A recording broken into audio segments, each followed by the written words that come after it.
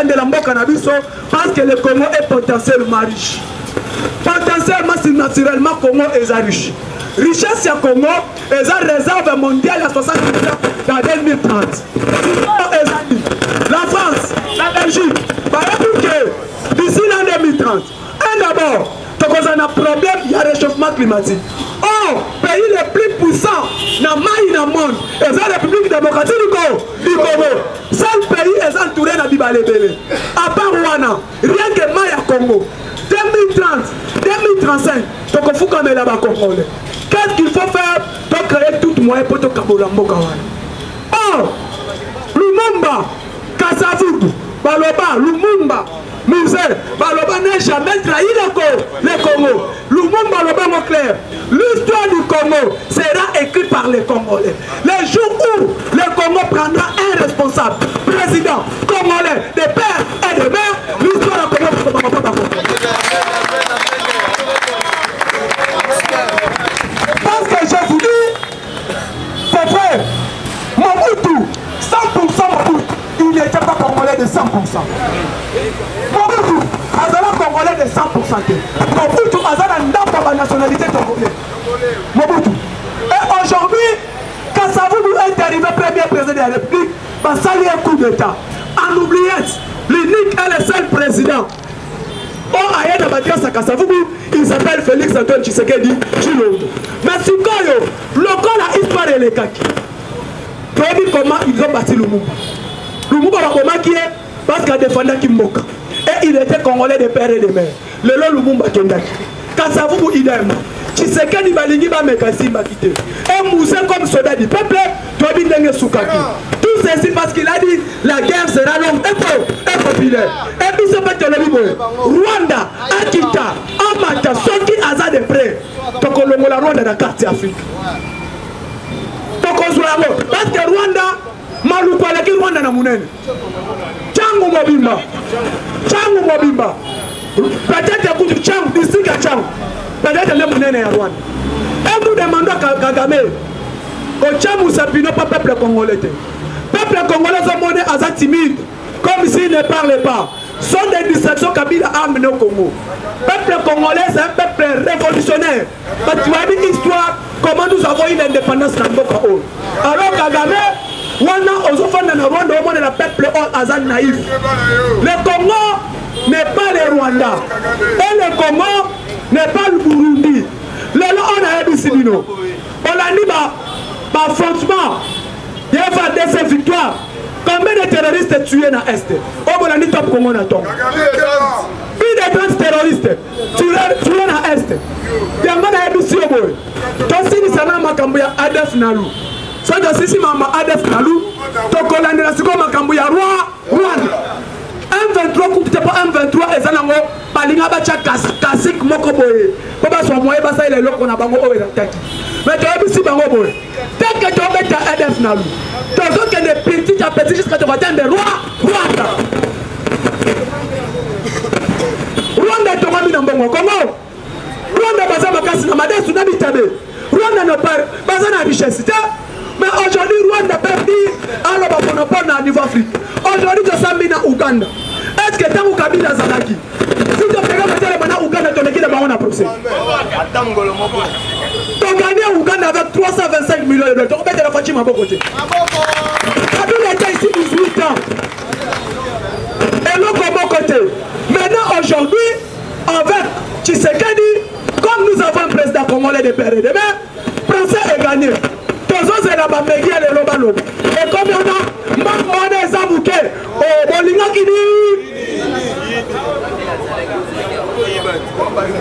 chers combattants, soyez vigilants.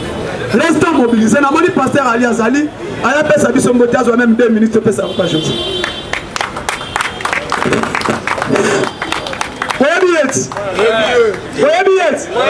Moi, on a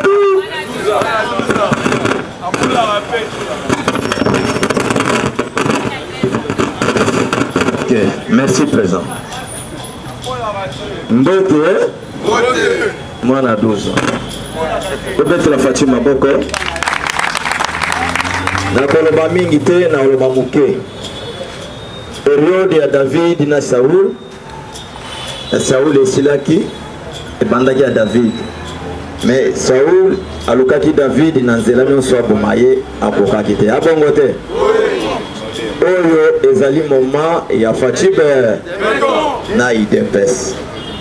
Ata omipasuli bilamba, ata osali ndenge nini okokoka te. Lobi bazalaki na réunion na Afrique du Sud.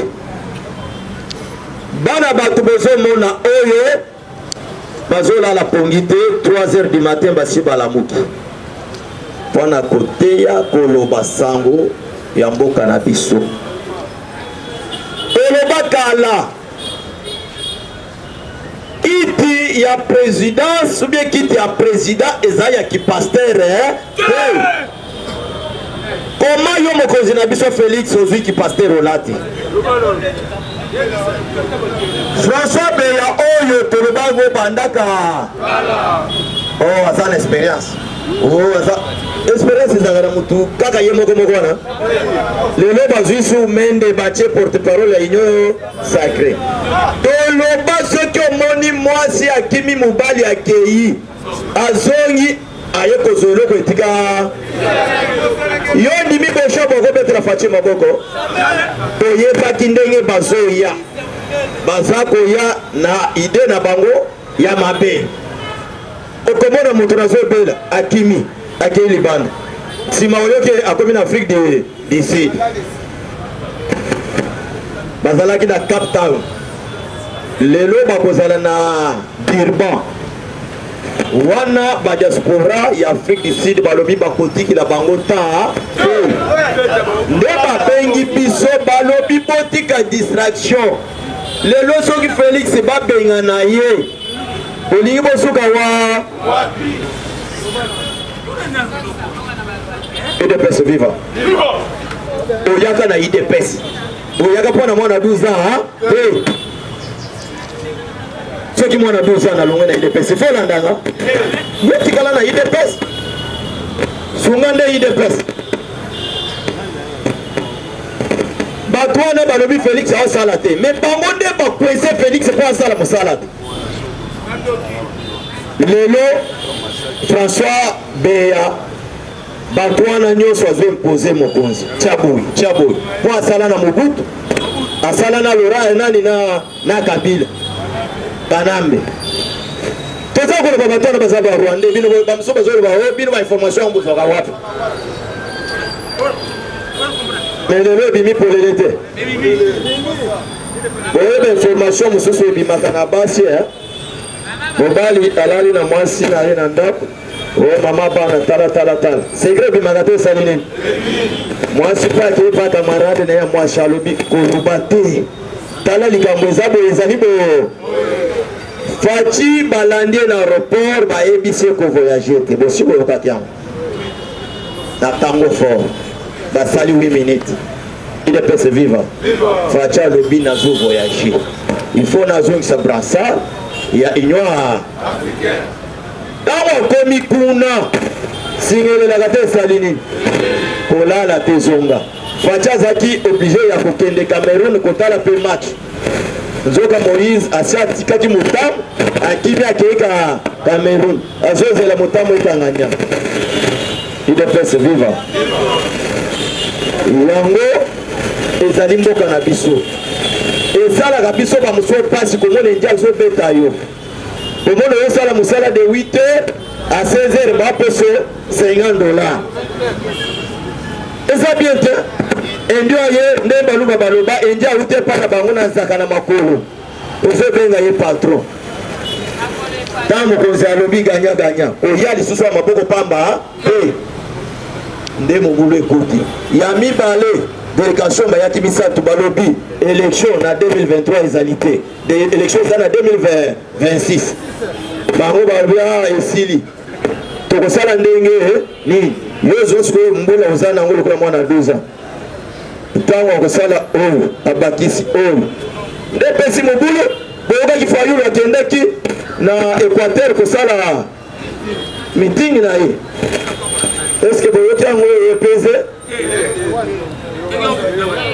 barate Fachi ngai naza devant bilili mardi tozalaki na président farafara na oya tomeli tosepeli tole mais eloko oyo nazoyebisa mokonzi nayebisaki na oya sécurité eza te ngai nabangaki eloko te nafingaka te mais nazoloba mpe nayebisaki tozalaki na gouverneur so azolandaka beleki nga mpe $100 na ye na oya mais nayebisaki mokonzi ndenge nakoti awa nazomona sécurité te mais semaine kaka wana samedi makambo ekwei mais biso toloba te totia mai na monoko te tokoyebisa tala moto oyo asali yo ndimi ngo ekasanja kosunga fati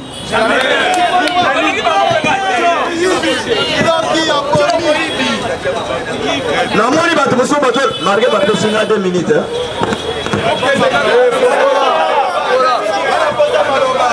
namoni bato mosusu bakomi koloboo scénario ya bato ya idps scénario tokende kokosela mokonzi na biso makambo oyo mpona eta sikoyo tosengi mokonzi lokola kabila aza na afrique du sud azonga lisusu awa tosengi mokonzi soki ameki kotika françois bey biso nyonso tokozonga na genève te oyo aretiraka signature bato baza ebele bakomata baza ebele tala nde basali buzoba moko bana na biso bakende mosala ya kisoda boyokaki moko akufaki na cross basali bana wana boye bakei te nyonso na kala ezouta wapi epai ya françois be basekret nyonso ezobima wana oyo na pe confiance bapesaka motu te confiance bapesaka na nzambe c'est comme ça c'est comme ça ata mwasi na yo kopesa ye confiance à 100% te po tomone mpe samson batekale na mwasi lelo tolinga tosimba mitu neti biso oyo bana 12 mbango eza te nalinga nakende wa partout nakende mwana 12 mwana 12 aboluka nanu papa wana ezalaki nde pasi na biso puisque ye alingaki akende na ye nde balobaki kokita te alingaki azonga avant d'attaque quelque part mais biso sikoyo basi na bana na bakoko tolinga tosuka wa nalingi naloba mokenda chilu babolimbisa ngai na koyembola na lingala Félix ayoki sikoyo balobi katumvu voix en tout cas félicitations nazoloba na lingala moto ayokaka te ntango renye ekotaki ye na litori asali nini sikoyo etei ye biso nde balobeli na ye sikoyo etei faci sikoyo azwa de décision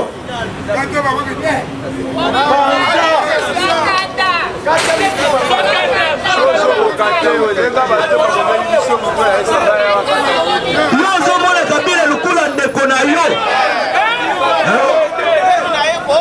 ozomona babushabu lukula bandeko na yo eske na pouvoir makambo wana ezalaka tala na burkina faso baprofite mokolo bazotia bi na bango ale balunguli président balamo mais tala siko samedi biso mardi na oya tosepeli mpo na liwa ya tata etienne sikoyo samedi ale bato bakende mozole sikoyo kibomango na mozole ya mosika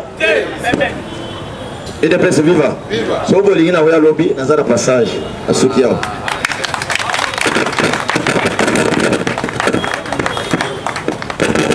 UDPS viva. Bonjour à tous. Nga nazana nga mwana ndaku. Il pouvait prendre même 50 minutes. Tonga totiga lobanae. O biso aso bana ndaku.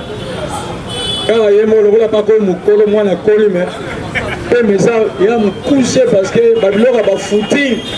Poza na souffle hein. C'est to bima libango komi. Et on m'a soit dévié là-bas footing. UDPS viva. UDPS viva. Viva. Etienne Wamulomba super héros national viva. Viva. Viva. Viva.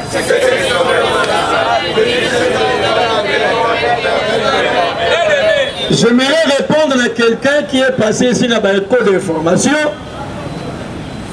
Dans l'ilion revoir le texte. Parce que tant qu'on a droit. Même la grammaire, lorsqu'il y a des règles générales, il y a aussi des exceptions. Si même la RDC a ratifié que Atchaka va condamner à mort, t'es mort de ce débat, mais Nakati, il y a haute trahison, c'est la pendaison ou, comprenez, peine de mort. Yonde Kamsi, il faut t'en bien. C'était la haute trahison, coup d'état manqué, Balimbi Sarangote. Et ça, le monde entier, Balimbi Sarangote. Et je crois, combattant, Bolanda qui odia, moi, sur Paulette, dans la télévision. Alors, il y avait, on s'est tué, mais je crois lorsque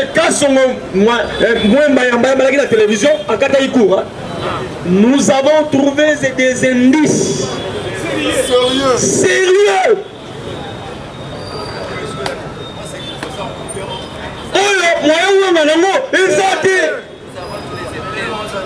Et on a des preuves. Parce qu'avant-hier, il y avait perquisition dans le bureau de CNS. Tous les bureaux. Personne n'y devait entrer. On devait fouiller le document. On dit aussi. Et bien, mon yango, yo le big et aller aventure. Il faut ça la bombe, on a l'iboma. Yango ba mususu. Tozolo on a Congo pour la liboma, on ne peut pas rester ici au Congo avec des gens qui cherchent des problèmes des Congolais. Na lo baraboé. Donc comment on a pas papa docteur Baluka ba famille problème mais belé. Ma fils adoptif. Ba comment on a ba orgueil moko. Allez même na moi na kolo na kolo papa. Adoptif. Ba somba dio parce que ba boka yo. Ya moto zogi pour le besoin valeur ya kibomoto, il est pas vivant. Et j'ai compris qu'au Congo, c'est notre problème. Le peuple dit trop hospitalier, il y a un peu étranger, il y a un peu de droit. Nous disons que c'est un étranger, mais on a un président au Congo. Mais il y a un peu de il y a un peu de Gabon. Que son âme se repose en désordre au Mont. Alors, si on va venir au Gabon, il y a comme un président au Congo, parce qu'au Congo, tout le monde peut devenir président. Il ne peut se vivre. Je comprends une chose. Dans ce pays, cette matinée, tant la Zoya. Naki Mawa. Biso Mibali à Congo, tu as dit marchandise. Nous sommes pour la passe. Pour la passe. Nous commençons à marchander nos femmes. Vous avez bien la réponse. Alors, parce qu'il n'y a aucun soutien. Sauf que ça, le 24 novembre, on le qui soucie à tout le monde. Avant, le général, ça va côté on rélise, au Poussani, avenue Bambi, les gens en Guéringué. Cette matinée, parce que et ça sonne. Il doit percevoir. Moi, homme, je prends ma femme comme marchandise. Je sors avec ma femme toute la nuit. Ma femme passe avec des hommes, moi je suis là comme gérant. Comprenez?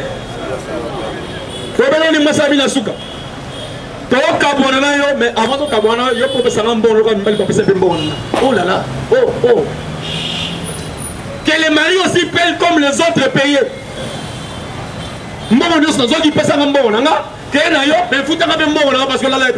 Ça c'est quoi? Ça c'est pas au Congo. Hein? Pourquoi? Parce que degré à crise à Congo comme ça n'a pas pu sauver. Et auteur n'a pas sali. Et le but de Colombia, il y a votre ça va à présent. N'est pas lié au son à terre, bah on va son à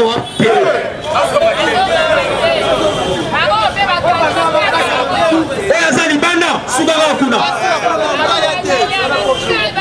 Bon, Fanara Kuna, ça va tout le monde en Afrique du Sud. Si quand Congo n'a pas connu, ce n'est pas son liao. On m'attend. Non, on est bien. Lorsqu'un peuple s'énerve, on aura plus qu'une bombe atomique. eleki na bapays oyo baza barêveur babungisi nyonso. Je vous dis, les rapports qu'on a nyonso esesilaki moto asuka c'était François Béa. C'était lui le proche à Fati et coupé et esesilaki François Béa qui est là pour mbongo ya foot. Les coûts on a déboursé plus de 1 milliard de dollars. Plus d'1 milliard de dollars. Tout le monde a eu son cachet.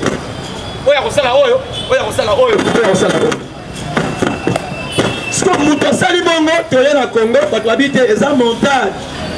Montage à ma maman na bino, na papa na bino.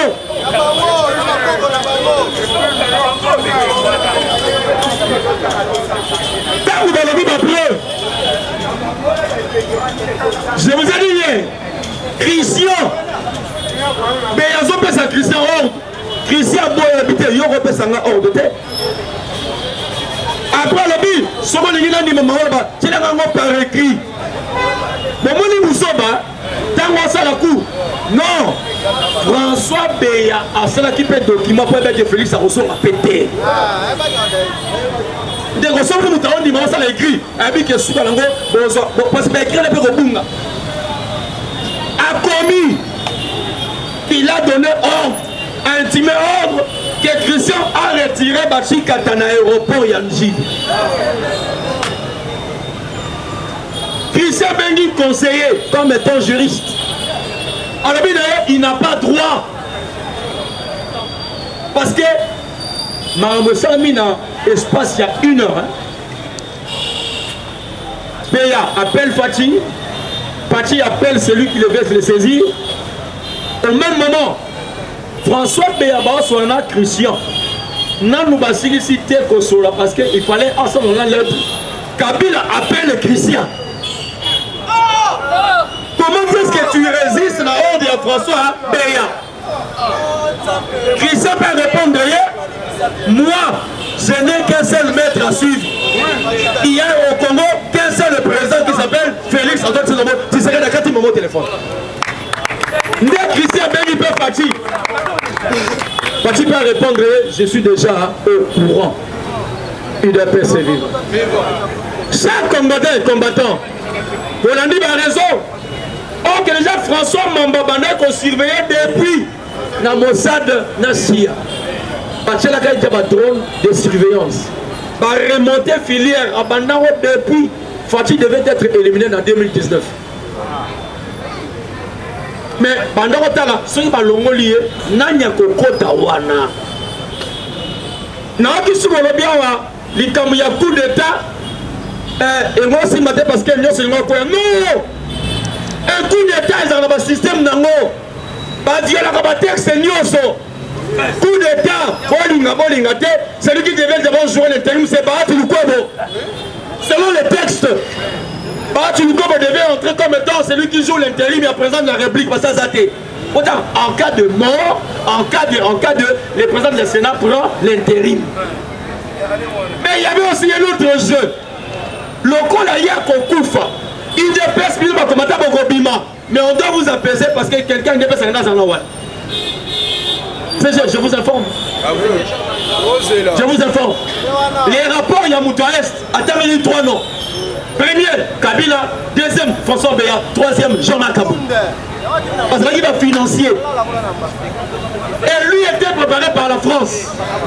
La France allait préparer. Pour moi, qui voyage, je m'en manqué à combien d'aéroports? Au Kenya Airways, Éthiopie, Dubaï, France. Vital Kamer n'est pas impliqué. Dans le rapport, il y avait 4 opposants de tête. Vital Kamer, Moïse Katoumi, Fayoul Martin et puis Jean-Pierre Bemba. Jean-Pierre Bemba avait résisté. Chers Congolais, il y a des Congolais qui ont maquillé la banque Sali. Donc on a général Tangofo, il y a Boyi catégoriquement habillé, je ne peux pas faire verser le sang de mon frère congolais. Il devait se vivre. Le quoi la pression, j'allais qui? Par la question qui a Koufi, les combattants, tellement. Mais pour apaiser, il devait en attendant, toute une élection anticipée, parce que Kabila allait encore revenir au pouvoir. Congolais, pourtant on n'a passage. Pour éviter que maintenant toucher ton sommet en abisso. Par le président, attention les gars qui me consomment sur l'élection. Au postulé, maintenant on peut pas. On devait toucher la consommation. Il y a deux mandats, deux fois de nous. Et l'ongoué, et comme il attend qu'il y ait le corrosion. Et Kabila s'est préparé. Ndiye baali du soleil pour bozo sepela pour sepela nini ya mukuse. Congolais déjà bayeba ke basalaki les plans étaient déjà finis. Donc Félix il fallait pas abattre. Mais est-ce qu'il y avait aussi qui butait dans deux choses. Pour abattre à sa président de l'Union africaine c'était un danger. Parce que tous les pays africains allaient se lever pour dire c'est un président de l'Union africaine. Barroso quand hôtel a bien, Félix a été appelé quand on a déposé Kaka Nini Eska Macky Sall. Donc les pays suivaient même interview dans la télévision, dans l'image de l'Union africaine. Tant Félix a signé sur Macky Sall, on l'appelle. Vous voyez que le président a signé sur l'Éthiopie. C'est à son niveau encore. Par exemple, il y a un danger grave ici au Congo. Songa Loki, sinon tu es au fond de Liban, on va rater pour voir. Songa Loki, il doit se vivre. Et sur place, il y a un ancien les juristes. Donc, quand on a vu par rapport à la loi, il n'y a pas de loi. Il y a une loi supérieure. Loi, il y a œil pour œil, temps pour temps. Yo Zazir, Fatia Koufaki samedi ngano toza tosola. Tu te bis ba oyo, beso Koufi kala. Parce que dans on avait plus ou moins 4 ennemis en face. Jama Kaboun était notre ennemi primaire. Oui. Il y a un combattant, il est baissé. Les autres allaient seulement vous saccager. Pour te l'amouka, c'est la rabie sur la carte, sur la mitou, mais la route. Pour ça, on va pouvoir voir ça, pour te profiter, il doit pas se vivre. Mais néanmoins, combattant, rendons gloire à Dieu. Il n'a pas permis. Puisque lorsque Fatia a eu le pouvoir, il a dit à Dieu, prends le ciel comme un roi, moi comme serviteur pour la RDC.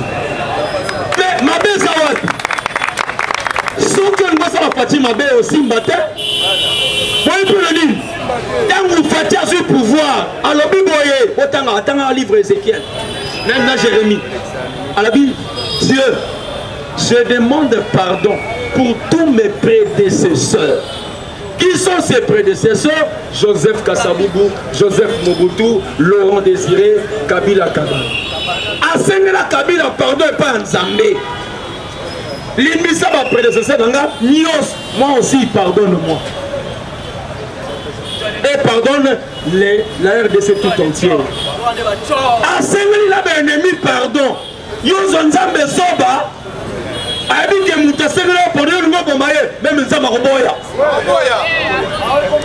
doit se vivre.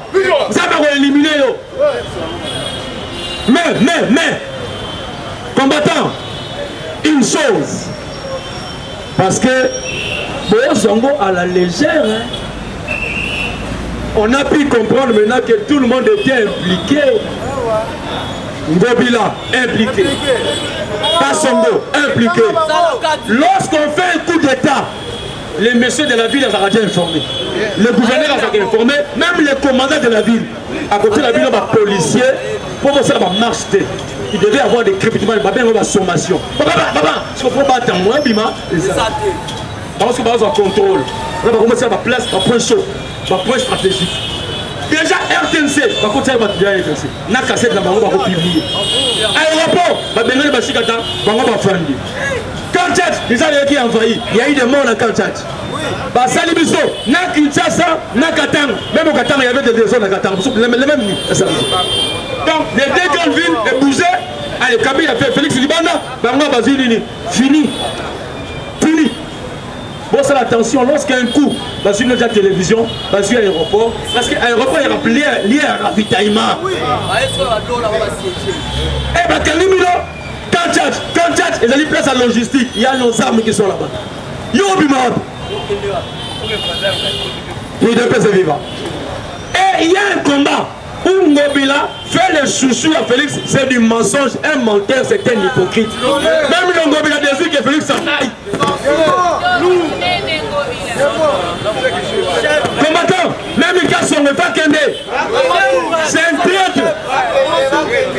Un voyou traître. Ce sont des chefs. Ils ont accepté que Félix s'en aille. Akufa Bangoba c'est pédalo, Kufa Te, Bilo de Moro Kende. Sopa Bosel soit erré. Pour stimuler, pour plus la révolution, au Kanabino, peut écraser lui. Peuple, et là, je suis sentence de citer. La Bible, peuple, c'est la sentence de citer. Peuple sera zué la cour à Bomarambala. Parce que c'est le peuple qui est souverain. Il y a un moment pour condamner les athées. Il y a un moment Fatih, je m'appelle à la Genève. Base, et lobby. Base et lobby. Bangonio surtout, pendaison condamnés à mort.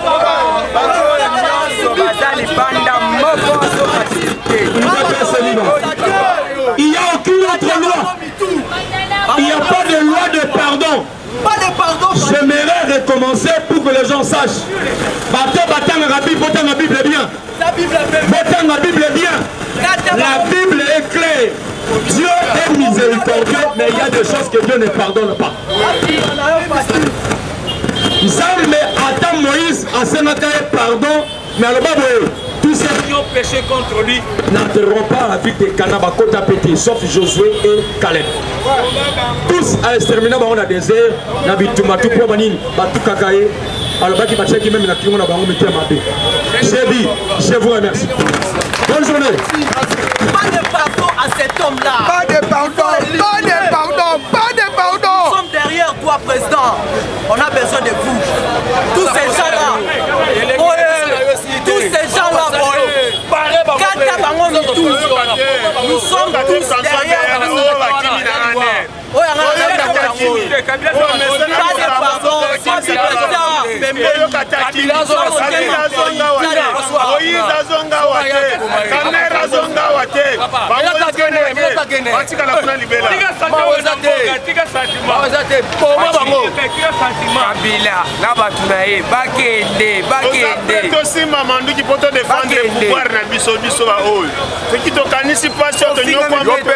Nouvelle unité, tout ça n'a pas ça Minduki, hein? Tout ça n'a pas de pouvoir.